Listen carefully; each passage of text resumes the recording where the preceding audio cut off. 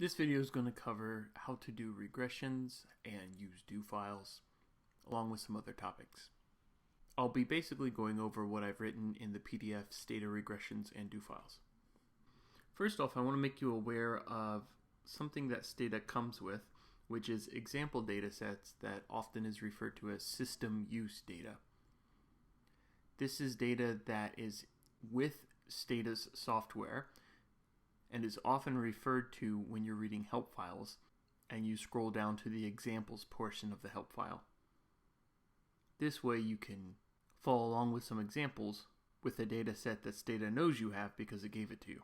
One of the most commonly used data sets is the auto data set. The command we'll be using to load system use data is called sysuse.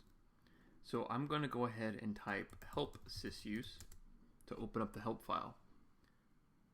Now you'll see there it says we can list all the example Stata datasets that are already installed with Stata by typing sysuse dir for directory. So I'm going to go ahead and do that. So when you type sysuse dir into Stata, it lists for you all the different example datasets that are loaded with the software.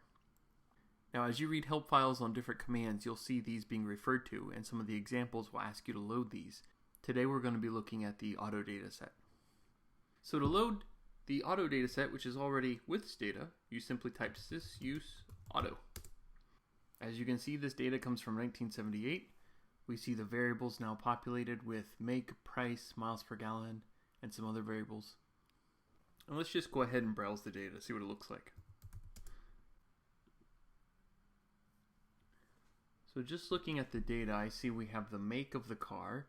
We have the price, which looks insanely low, but again, this is in the 70s.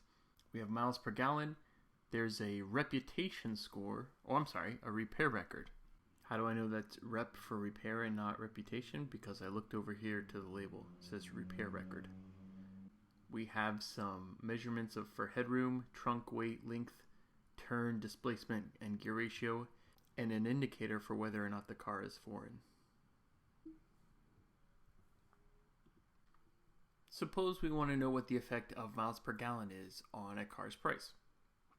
And we're going to model this relationship as a linear one. So perhaps we're going to estimate a linear regression.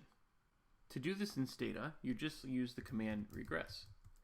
The next variable you type should be the left-hand side variable or your y variable. So I'm going to type price here. After the y variable, anything you type will be right-hand side variables. For this example, I'm just going to do one. I'm just going to use miles per gallon, but we can use more than one if we like. After we hit enter, we see Stata estimates the coefficients for us in less than a second, and we get a lot of information back. It tells us the number of observations that was used in the regression is 74. If you look in the bottom right-hand side of our Stata window, the properties window, we see that that's all of our observations. If these two numbers are not the same, that means Stata did not use all of your observations, so it's a good thing to check. If you have missing information on a couple observations, say some of their miles per gallon were missing, Stata will not include these in the regression, and it won't tell you that it dropped them.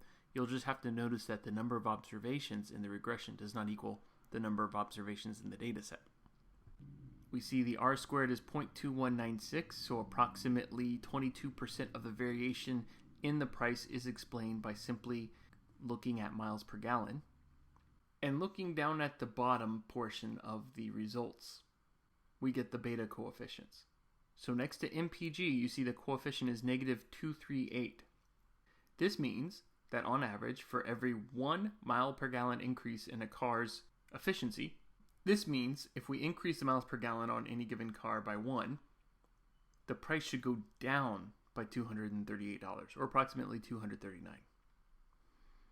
We see the standard error is 53, the t-stat is negative 4.5, and the p-value is essentially 0, meaning that this coefficient is significant at the 99% level.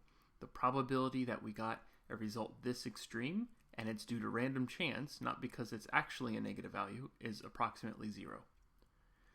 In the last two columns, we see the 95% confidence interval. This is telling us that we can be 95% confident that the coefficient, the actual coefficient on miles per gallon, is somewhere between negative 344 and negative 133. We happen to get negative 238 with this small data set, but we are 95% sure it's somewhere in that range. So that's saying if we had all the data on every make and every car in 1978, the actual relationship will be somewhere between those two values. But given that we just have this small subsample, our best guess is negative 238. You see in the bottom row, we have a coefficient that's labeled underscore CONS. That stands for the constant of the regression. Depending on what notation your econometrics professor used, that could be your alpha coefficient or beta naught, depending on what they call it. Now, the regression I have in the PDF is actually on weight, so let's see what happens there. If I use weight instead of miles per gallon, we see that the heavier the car is, the more expensive the car is. And that makes sense, because the heavier it is, at least in the 70s, that implies that you're using more steel, which costs money. It's an input, right? So here, our estimate says for every 1 pound increase in the car's weight, the price should go up by $2. Interestingly, the constant is no longer significant. You see the p-value is 0.995, meaning the probability that we get a coefficient as extreme as negative 6, even when there's no relationship, is almost 99%. That kind of makes sense here, because what that's actually saying is if the weight of the car is 0, then the price will be nothing. And that makes sense, right? How do you get a car that weighs nothing? Well, you don't have a car. Typically, that constant term doesn't have a good interpretation, but here it actually makes sense. So let me talk about adding more variables and actually how to use indicator variables. There's a relatively new syntax we use with Stata to handle indicator variables, or what's sometimes called dummy variables. As we saw when browsing the data, the variable foreign is a 1-0 variable. So we saw that when we noticed, if I browse it again, if I can spell it correctly, we will browse it. There we go. You notice that it is blue when we look at it in the browser window. That means we're looking at the label and not the actual value. If you look up here, we'll see that domestic cars have a value of 0. And if I scroll down till I find some foreign cars, those have a value of 1. So what we're looking at here is a dummy variable that takes a value of 0 if it's a domestic car and 1 if it's foreign. Another way to see that is to simply tabulate the values. And we notice there's only 2, domestic and foreign. If I tabulate them without labels,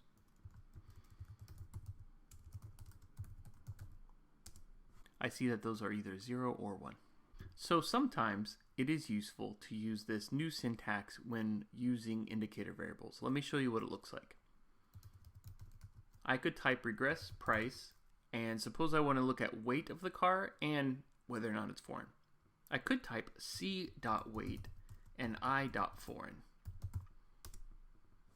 Now when I say c.weight, what that's telling Stata is that this variable is a continuous variable. When I type i.foreign, that's saying that this variable is an indicator variable. Now look at the coefficients. We have a 3.32 on weight, it's significant. We have a 3,637 on foreign, indicating that foreign cars are more expensive.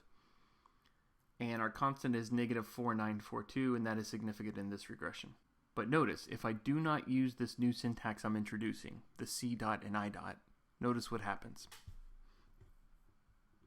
So I'm going to run the same regression, but just get rid of those prefixes. We get the exact same thing. So here we didn't actually have to use it. If you don't tell Stata which variables are continuous or indicators, there will be no change. So why would we want to use this syntax? Let me give you an example. I'm going to drag over the PDF I'm referring to real quick.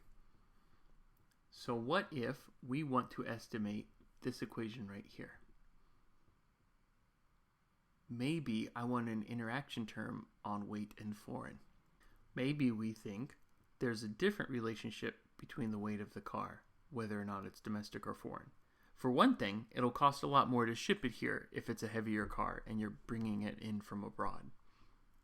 So maybe having a heavier car that's foreign increases the price even more so than if the car were domestic. So we might want to have this interaction term of weight and foreign, so foreign cars have an additional effect on price for being heavy. Now if we weren't using this new notation, we might have to make a new variable. we would have to make a variable that interacted foreign with weight as follows. I would say generate, let's call it foreign W for foreign weight, and I'll make it equal to weight times foreign. Okay, if I list some of these variables, let's say list weight foreign and foreign W, I'm going to say in 110, so it just shows me 10 rows. Well, that doesn't help, they're all domestic. Let's do this. I'm going to sort on price. Maybe that'll shake them up a bit and we'll see some foreigners. Let's try that same command. There we go. So what you can see is that this new variable we made, which interacts foreign with weight, is 0 for domestic cars, and then it shows the weight of the car if it's foreign. This is just simply foreign times weight. And I can estimate a regression using this. So I'll type regression price, weight, foreign, and foreign W. And by regression, I mean regress. There we go. So what we see here is the heavier the car is, the more expensive it will be. Now if it's a foreign car, we have a negative coefficient, but it is not significant. The p-value is 0.445. So essentially we can look at that as being a zero term. However, if the car is coming from abroad and it's heavy, so looking at the foreign weight variable, for every 1 pound increase in weight for the car that comes from abroad, the price doesn't go up by 2.99, it goes up by 2.99 plus 2.367, which is the coefficient on foreign weight. So as you might expect, heavier cars coming from abroad are going to cost more, likely because the shipping costs are much higher. Okay, so maybe that's fascinating, maybe it's not. What's the point? The point is we had to take a couple extra steps to create that interaction variable, and now it's taking up space in our memory. Here, this data set is tiny. It's only 74 observations and a few variables, so it's not a big deal. But sometimes you'll be working with data sets that are mini gigs. And if you create a new variable, that adds a lot of new cells that are now taking up space in your memory. So I'm going to drop that new variable, because we don't need it, and show you how to temporarily make it just so we can run the regression and then have Stata forget it so that it's not taking up space. What we can do to save time is simply type regress price c.weight, and then I'm going to use 2 pound signs, or what you might refer to as hashtags, and then type i.foreign. And you'll notice we get the same result. So when I'm using this new syntax where I tell Stata which variables are continuous and which variables are indicators, I can also use these pound signs to create interactions. So here, when I use 2 pound signs, what that means is I want you to run a regression where you use the variables and their interaction. If I used only 1 pound sign, it would only give us the interaction term, but since I use 2, it gives me the interaction and the variables by themselves. And looking at the values here, we see we get the exact same result. It's presented a little differently. For example, instead of foreign W, which was the variable we created, Stata is showing us foreign pound sign weight, which is the interaction, and it's giving us the number 1, saying this is the coefficient for when foreign is equal to 1, but it's numerically the same. Now if you go and look over at the variables window on the right, you'll notice we didn't make a new variable. Stata makes that variable temporarily and then deletes it as soon as the regression coefficients are estimated. So let me give you an example of what happens when I only use 1 pound sign. There you have it. Stata will estimate the interaction coefficient when foreign is equal to 0 and when it's equal to 1. So this is essentially a regression of price on weight and weight interacted with foreign. So a common way to use this syntax is actually to create squared variables. Maybe you think the weight of the car has an exponential effect or a diminishing effect on price, and you want to include a weight squared term. We can do that by using the same notation.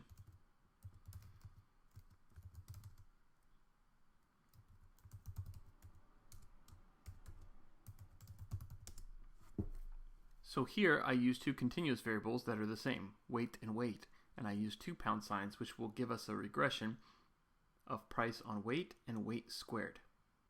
So this is giving us an upside down U function, where price is decreasing with weight, but that squared term has a positive coefficient, so eventually it slopes up at an exponential rate. To learn more about this kind of syntax, it is not easy to find information on it if you don't know what you're looking for. What you want to type in Stata is help FV var list, which probably you wouldn't find on your own. This is how we use the syntax for factor variables, and it gives you a lot of examples on how to create interaction terms that are temporarily created and then forgotten as soon as your regression or whatever you're using them for is completed. So after using Stata for a couple weeks, you may have come across an incident where you figured out how to do something and the next day or a couple days later forgot what it was that you had discovered. It's often a good idea to keep track of exactly what you're typing into Stata or record this review window that we're both looking at. To do that, you can create a log, which is essentially just a text file. We do that by going to File, Log, Begin. When we do this, Stata is going to ask us to create a document and to name one. So I'm just going to call this example because it's an example of a log. And I'm going to say to save it on the desktop where we can see it. So there we have it. It's a .smcl file, and it's essentially going to contain everything we see in this review window.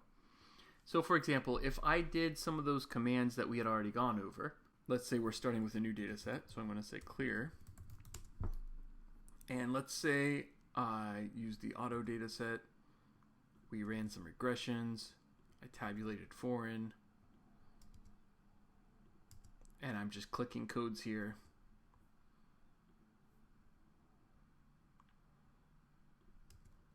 And let's say this is what we did while our log was open. When we're done, we can click File, Log, Close. And now it says that it saved the log at users admin desktop example.smcl, and it said when it closed it. Now, I'm going to exit out of Stata. And you see here, this is the log file that I had saved. If I double click it, on a Mac, I'm not sure this works on a PC, it'll open Stata, recognizing this is a Stata file. What you'll see here is a text file of a log of everything that I had done while the log was open. Now it's in black and white here because that's the Stata standard. But as you can see, I'm using the classic background because that contrast is too much for my eyes to see. But it is in color, right? So the red is still red, the blue is still red. And if you want, you can go to Preferences and change this, as I typically do, to whatever color scheme you want, right? And now it looks like Stata. The problem with doing that is once it's floating over the review window, it's hard to see which is which. So actually, for a log file, I often keep it black and white, but then again, I typically don't use these that often. So this is a good way to record everything that you did if you want to go back and review what worked and what didn't as you're learning the syntax of Stata. Now, if you wanted to continue using the same log, say this is day 2 and I want to use that exact same log, I can resume recording on top of what we had already recorded. In that case, I will say append, because the file already exists. I just want to append what already exists with new things I'm going to do. So when I say append, it says, okay, what file do you want to use? I'll select my example file, and now it says, okay, I'm recording on this log file. So everything I do now will start at the bottom of that example file that we had created. So I might type sysusdir to see all the different data sets. And maybe I want to use a different one now. I'll say sysuspop2000, and I'm going to list some of those variables to see what they are. And I'm going to misspell them. So instead, I'm going to click over here. I'm just doing random things. Okay, looks good. I'm going to hit Q to break the review window. And now what I'm going to show you is, if you would like, we can suspend the log instead of closing it. This option is like a pause. Maybe a friend comes to you and asks for help. Maybe you don't want to record all the mistakes you're doing as you try to figure out what it is exactly you're trying to do. So maybe I say, okay, you know what, suspend. I know I'm going to look at this data, do some exploratory analysis, and I don't want this to be recorded because I'm not actually typing codes. I'm just figuring out what my data looks like. So maybe at this point, we summarize the data. I get a good feel for it. I say, okay, I'm looking at the variable Indian. I'm guessing that's an indicator. Let's see. Let's describe Indian. It's a float. Interesting. Let's tabulate it, right? Oh, okay. Looks like it's not what I thought. And while I'm doing this, I don't want to record this on the log because I know this is not useful information. This is just me getting used to the data. So we've suspended recording for now. Now let's say I figured out my data and I'm ready to do a regression or something. To continue recording, we simply go back to File, Log, and Resume. And now everything we do is going to record. So once I'm done exploring the data and doing things I know I don't want to record because that syntax is not going to be useful to me, I'm not trying to figure out commands or anything, I can record the code that I do right from this point on, knowing that I'm trying to figure out how to code something. I'm not just playing around. Okay, I'm going to go ahead and close the log file though because I am actually not going to use it. I typically don't. What I use to record what I've done are do files, and this is what most of you will probably be using. So if you look here, there's an icon for do file editor. Now I have an old version of Stata, so yours might be somewhere else. You can always find it by going to File, New Do File. And when we do that, you see it opens up another window that looks kind of like a blank piece of paper. This is where we're going to write our syntax that we're going to save, and it's going to be saved in a file called a do file with an extension .do. So for example, let's say I wanted to run, and remember, loading the auto dataset and doing those regressions.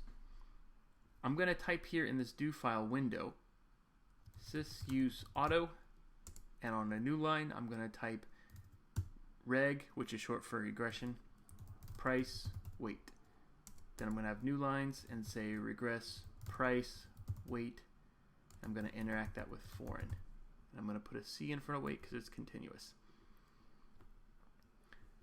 So I have two options here. I have run and do. If I click run, Stata essentially copies all that code I wrote and pastes it into the command window and runs it for me. But the review window will not show me the results. It'll run the code without showing you what it's doing. If you click do, it'll run the code and show you what it's doing, which is typically what we like to do. So watch for an example. I'll click do, and you can see in the command window, it basically just copy and pasted all of those commands I had written, where each line break is like hitting the enter key. So it typed sysuse auto, then hit enter. It regressed price on weight, then hit enter. Then it did the second regression, price on weight interacted with foreign, and hit enter. Now watch what happens when I do this, but I click run instead of do. Going back to the review window, you see that it did run that do file, but it didn't give me any output. Why would you want to do this? Well, oftentimes in my research, and by often I mean every time, I have one do file that simply takes the raw data and cleans it and merges it and makes it into a format that I can then run my estimates on. Now when that's going and I know that it's working correctly, I don't need to see in the review window what it's doing. Also, sometimes your code gets very long and the process takes a long time. Whenever Stata is showing you results in that review window, it's not thinking about your problem 100%. So to save computing power, it's often useful to not see the results and let Stata focus all the computing power on actually doing what you're asking it to do. So for some cases, you don't want to see what's actually going on because you know it's working and you want to save time. For most of the things you'll be doing, you actually do want to see what the result is because maybe you're not sure if it's working or not, or you don't know what the result's going to be and you want it to show you the results. So typically you'll click do and not run. Now something I do on all my do files, and is good practice for yourself to do as well, is I leave notes. For example, I would like to write on the first line of every do file that I have what the do file does, because mine are typically many pages long. And they all look similar because I do similar research, so I need to know exactly what it is I'm looking at. You can write notes here by using an asterisk, which is holding down shift and hitting the number 8, you'll get that star. And you'll notice when I do that, the star is in green. anything in green on a do file is not read by Stata. It's just a note. So what I'll write here is, this is an example of a do file. So when I run that and you scroll up, you see that Stata saw it but didn't do anything. Stata did not copy and paste that into the command line, because if it did, it would get an error. That's not a command, that's just a sentence. So Stata will skip over whatever you put an asterisk in front of and run everything else. So you can use that as a note. And it's easy to differentiate because the do files now, they didn't when I started, but now they're color-coded so that they're in green when you make a note. You'll notice too, if you look closely, that the commands sysuse and reg are in blue. That indicates that these are commands. Everything else is in black. Now you can write a note on the same line as code, and often you'll want to do that when you figure out something new and you want to leave a note to yourself of what's going on. So for example, in this line here, maybe you just figured out what that # did and what that I.C. syntax did. So to leave a note on the same line as code, we use /*, and then whatever you type, that's like saying begin note, is in green. This makes an interaction term. And then to end it, you do */. So if I type anything after this, you see it's black again. Stata will read that. So now if I click do, we get the exact same result, and you notice Stata only ran the regression portion, and as soon as I started my note, it essentially ignored it, because we would get an error if you actually tried to type this makes an interaction term after your regression line. So this is a very useful thing to do, to remind yourself what it is you discovered when you discover a new command, because it may be 3 months, 6 months later until you use it again, and you won't remember what it was that it did.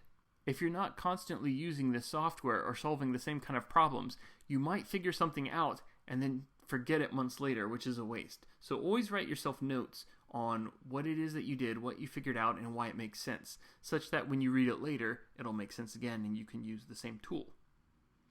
It's also good practice so that you can share your do file with your colleagues so that they can easily understand what it is your code is doing if they don't understand one of your codes. As I'm starting to work with some of my friends as co-authors, when they share their do files with notes on them, I'm slowly learning new tricks that I didn't know before, and it's really useful when they have notes on there saying why their syntax works. So when you're done with your do file, you should save it. So I'm going to click save. I'm going to call it example and put on the desktop again. Now how am I going to differentiate this from the log? Well, this is example.do, not example.smcl. So if I exit Stata, you see I've got two example files, but this one says smcl and this one says do, so it's easy to differentiate. Now if I open that, on a Mac it's nice because it opens the do file but it doesn't run it. Now I haven't used a PC for a while, but when I did use PCs, if you double clicked a do file, it would run it. It wouldn't just open it, and sometimes that's a pain in the butt and that's not actually what you wanted. So here on a Mac it just opens it and then you can choose to run or do. So this is how you're going to basically get a Control-Z or an undo for your Stata. I've told you so far that if you make a mistake, if you drop a variable that you didn't want to, you can't undo that action. You have to start all over. Well, that's fine, because let's say we run this do file, and let's do something where we have to create new variables. Let's say I generate, for some reason I want to know what trunk times weight times length is. I know this doesn't make sense, but just bear with me. Suppose we're creating variables, we're doing all sorts of things, and I want to drop if foreign equals 1 because we're only looking at domestic cars for this research project, and I'm going to save that and run it. Oh, trunk already defined. I have to name this. So I'm going to call this new var for my new variable. There we go. Okay, so I do a bunch of work. Imagine it's a lot more than that. And we're playing around here. I'm looking at my data and I'm saying, oh, I don't want to look at the Concord for some reason, or anything that begins with AMC. I don't like that. Let's drop those first three. Drop in 1, 3. So that got rid of the first 3 rows. And then I'm working along, and then I realize, you know what? I shouldn't have dropped those. I should keep those. I should look at all domestic cars. I can't control undo. But what I can do is go back to my do file, click do, and now I'm right back to where I started. Oh, I got an error here. Stata is telling me no, data in memory would be lost. So it's not letting me use the auto data set because I've made changes without saving. So what I can do is I can use the option replace, saying it's okay if there's a data set already in memory, go ahead and replace it. So now when I run it, it works, and I'm back to where I started before I dropped those AMC cars. So this is how you're going to have a control undo. Whenever you've discovered a line of code that you know for sure you want to run, go ahead and type it on your do file. That way you have it saved, and if you do anything silly like drop a variable or delete something you didn't mean to, you can always rerun the code and get back to where you were. So I hope that was useful, and from now on you should be using do files. And essentially, once you figure out the line of code that works the way you want it to after experimenting, take that last line of code that you know is good, copy and paste it over to the do file and save it, and it'll be there for you to use in the future.